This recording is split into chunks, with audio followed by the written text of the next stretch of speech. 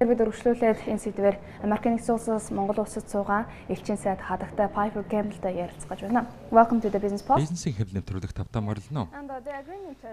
За дөнгөж саяхан Монгол улсын парламентод элдод байдлын гэрээнд гарын үсэг зурлаа. За энэ гэрээ хэлцээрийн давуу талын талаар ярина. За үүнд хоёр давуу тал бий. Нэгдүгээрт эдийн засгийн, хоёрт улс төрийн ашигтай. За Монгол улсын засгийн газар тангараг өргөснийхээ дараа зөвхөн эдийн засгийн талаар ярьж байсан. За өнөөдөр Монгол улсын их хурал энэ гэрээнд гар үсэг зурлаа. За ингээс энэ гэрээ хэлцээрт гар үсэг зурснаар Монгол улс гадаадын хөрөнгө оруулагчдыг татахад маш их нэмэр болно. За гадаадын зөвхөн Америк гэлтгүй за ер нь бүх гадаадын хөрөнгө оруулагчдыг Монголд орж ирэхэд маш том нэмэр болно гэж хэлмээр байна. За үүнээс гадна Монголын яам засаг Монгол улсын их хурлын хороодуудад энэ гэрээ хэлцээрт гар үсэг зурх ажилд хувь нэмрээ оруулсанд баярлалаа гэж хэлмээр байна. За тийм учраас за өнөөдөр энэ гэрээ хэлтэрт гар үсэг зурж чадсанд тун их талархаж байна.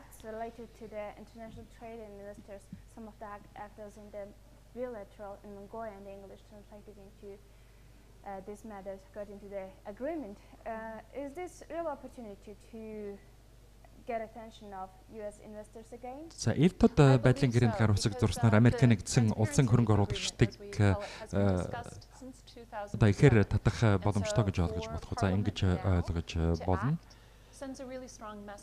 За Монгол улсын их хурал энэ гэрээ хэлтэрт гар үсэг зурснаар за одоо маш ажил хэрэгч байр суурьтай болсон гэдгээ Монголын төр харуулж байна.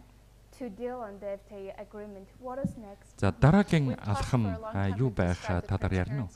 За бид элдод байдлын гэрээг батлах ёстой талаар тун удаан ярьсан. За энэ бол Монгол Америкийн нэгдсэн улс хоёрын хооронд чөлөөт худалдааны гэрээ байгуулахын одоо эхний том алхам гэж хэлмээр байна. За бид цаашдаа худалдаа хөрөнгө оруулалтын гэрээний талаар ярилцаж эхлэх нь бол хоёр дахь алхам, хоёр дахь үе шат байх болно. За Монгол улс Японд ирэх жил чөлөөт худалдааны гэрээ байгуулах санаатай байгаа.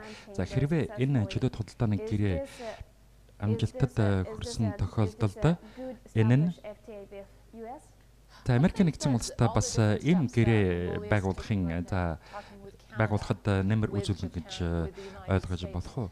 За ер нь Монгол улс, Америкийн нэгдсэн улс, Канада, Япон зэрэг улстай маш нэгт харилцаатай байгаа. За энэ нь Монголын 3 дахь хөршийн бодлогод нэмэр үзүүлнэ гэж хэлмээр байна. За ер нь Америкийн нэгдсэн улстай энэхүү элдод байдлын гэрээг хэдэн орон байгуулсан бэ? За үүний хамгийн амжилттай жишээг та дурдна уу? Америкийн нэгдсэн улс дэлхийд 21 чөлөөт худалдааны гэрээ байгуулсан байгаа. За NAFTA буюу Хойд Америкийн чөлөөт худалдааны гэрээ хэлцээр бол бараг 20 жилийн өмнө байгуулсан. За Америкийн нэгдсэн улс, Канада, Мексик гурван хооронд энэ гэрээг байгуулсан.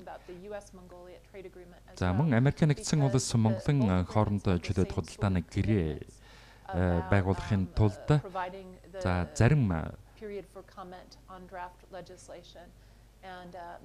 одоо урьдчилсан ажлыг гүйцэтгэх ёстой.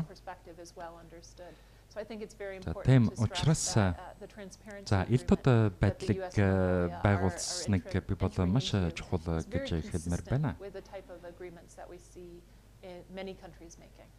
Америк нэгдсэн улс бол дэлхийн хамгийн том эдийн засаг. За мэдээж хэрэг Америк нэгдсэн улстай чөлөө судалдааны гэрээ байгуулахыг хүсдэг орн олон байдаг баг. За элд тод байдлын гэрээ За элд тод байдлын гэрээ бол за одоо дөнгөж эхний үе шат гэж ойлгож байна. За Америк нэгдсэн улстай чөлөө судалдааны гэрээ байгуулахад одоо хэдэн үе шатыг давах ёстой вэ? За бид элд тод байдлын гэрээг өнөөдөр батгахаас өмнө бол нэлээд хугацаа өнгөрсөн энэ талаар их ярьсан. За энэ ажлыг амжилттай хэрэгжүүлсэний дараа удах алхмынхаа талаар ярих боломжтой болсон.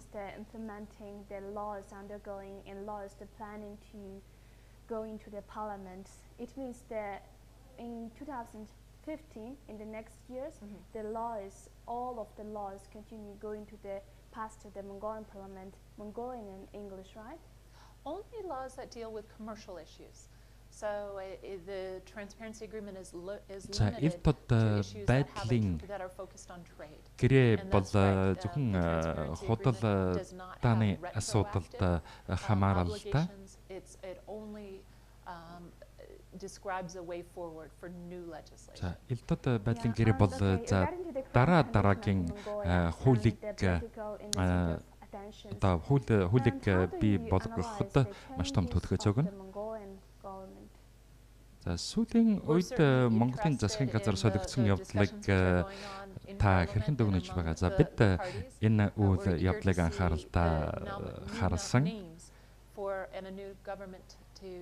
За шинэ Монголд шинэ засгийн газар бий болд за шинэ ерөнхий сайд албан тушаалда орсон байгаа. За одоогийн байдлаар шинэ ерөнхий сайдын хувьд за засгийн газрынхаа танхимыг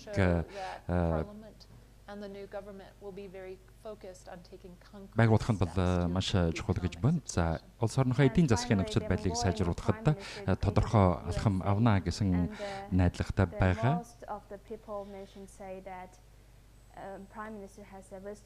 За одооны шинэ ерөнхий сайд барууны сэтгхүүтэй гэж хүмүүс хэлэх нь бий. За энэ тал дээр та ямар хандлагатай байгаа бэ?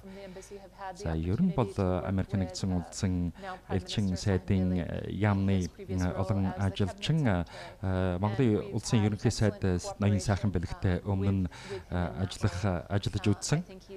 За энэ хүн бол маш тодорхой зорилго тавьж эхэлсэн гэж хэлмээр байна. За бид за цаашдаа засгийн газраа танхимыг амжилттай байгуулна гэдэгт итгэдэг байна. Танд маш их баярлалаа.